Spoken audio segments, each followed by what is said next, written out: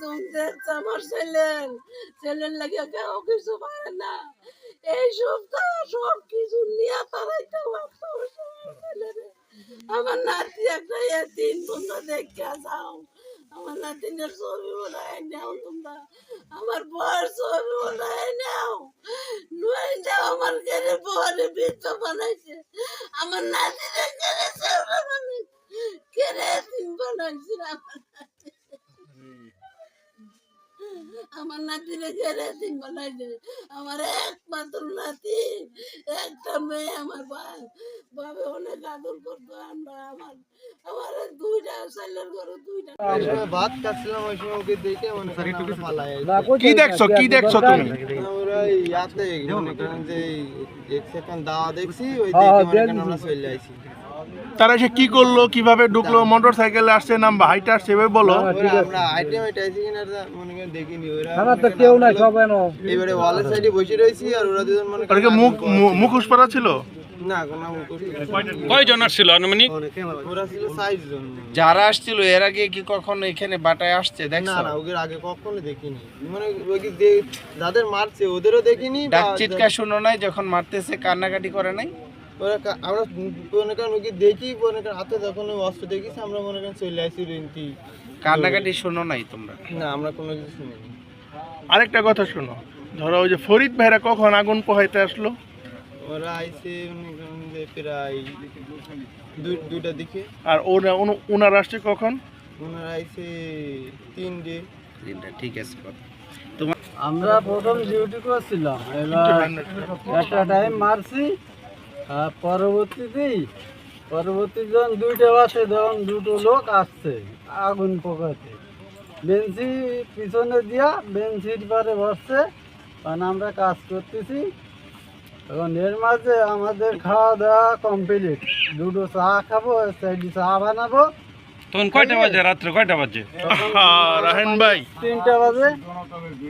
এবার আমরা চা বানাচ্ছি, চা 4টি বানানো হয়ে গেছে, খাবো।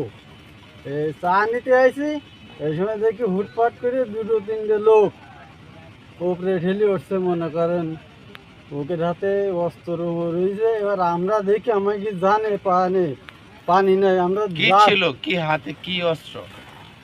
অস্ত্র ছিল মানে রামদা, এই যে রামদা বলে না, ওই দেখি তো আমাকে জানে পানি না, আমরা ক্লিনিক পাচ্ছে যার মতন সেই লাভ দিয়ে পালাই গেছি। এসে অফিসে নাইট গার্ডে ডাকছি, নাইট গার্ডে তো পাই নাই।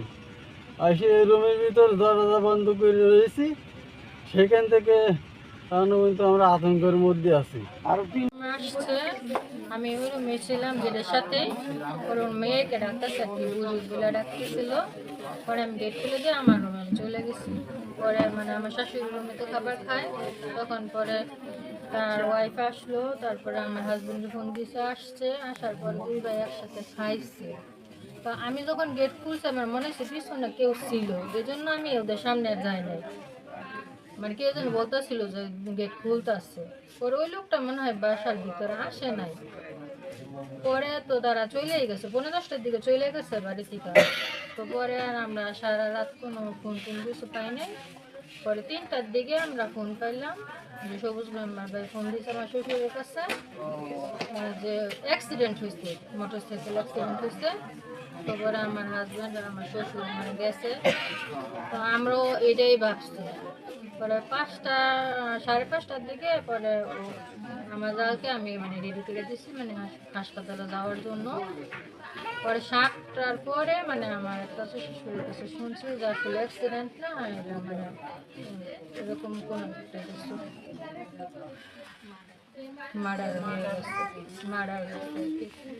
যে ইনসিডেন্টটা নিয়ে আমরা আপনারাও আসছেন যেমন আমরাও আসছি, আমরা দেখার চেষ্টা করছি এখানে যে ঘটনাটা কিভাবে ঘটছে, প্রত্যক্ষদর্শী যারা আছেন বা আশপাশে আছেন যারা, আমরা কিছু তদন্ত করে দেখছি এবং আমরা কিছু তথ্য পেয়েছি, ক্লু অনুযায়ী আমরা আগাচ্ছি। আশা করি খুব অল্প সময়ের মধ্যে এই যে ঘটনাটা যে ঘটাইছে বা যারা ঘটাইছে আমরা এটা উদ্ঘাটন করতে পারবো। আর পরবর্তীতে আমরা উদ্ঘাটন করতে পারলে অবশ্যই আপনারাও জানতে পারবে। একটি প্রশ্ন যেটা হলো যে এই হত্যাকাণ্ডের সাথে এ পর্যন্ত আমরা আসলে সবগুলো বিষয় খতিয়ে দেখছি। এখন কোন বিষয়ে কিভাবে এটা হলো একটু তদন্ত সাপেক্ষে জানা যাবে। আমরা এছাড়াও আরো পাচ্ছি। এখন আমরা তথ্যগুলো কালেক্ট করছি এবং আমাদের একটা চৌকস টিম আমরা অলরেডি আমাদের পুলিশ সুপার স্যারের নির্দেশে আমরা এটার তদন্তে আমরা নামিয়ে দিয়েছি। এ ঘটনা এখন পর্যন্ত কেউ আটক আছে কিনা? না, এখন পর্যন্ত কোনো আটক নাই। আমরা দ্রুত আ আ আটক করার চেষ্টা করছি এবং অন্যান্য যে সংশ্লিষ্ট বিষয়গুলো আছে সেগুলো আমরা চেষ্টা করছি। আমরা তদন্তের স্বার্থে আমরা কিছুটা আ নিজেদের যে আমাদের প্রক্রিয়া রয়েছে ওই প্রক্রিয়ার মধ্যে আছি। আপনারা ইনশাআল্লাহ সময় মতো সবকিছু জানতে নিহতের পারবেন। পরিবারের দাবি যে এর আগে একাধিকবার আসে না এবং আসলেও তারা অন্য সুযোগ সুবিধা নিয়ে চলে গেছে এমন বলছে।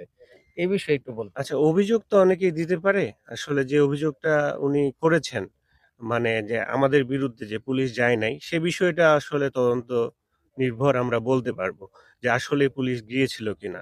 তো সাধারণত শ্রীপুর থানা কিংবা আমাদের গাজীপুর জেলার যে ট্র্যাডিশন সেখানে কোনোভাবেই আমরা কোনো অভিযোগকে ছোটখাটোভাবে দেখি না এবং সবগুলো অভিযোগেই আমাদের অফিসাররা আসে।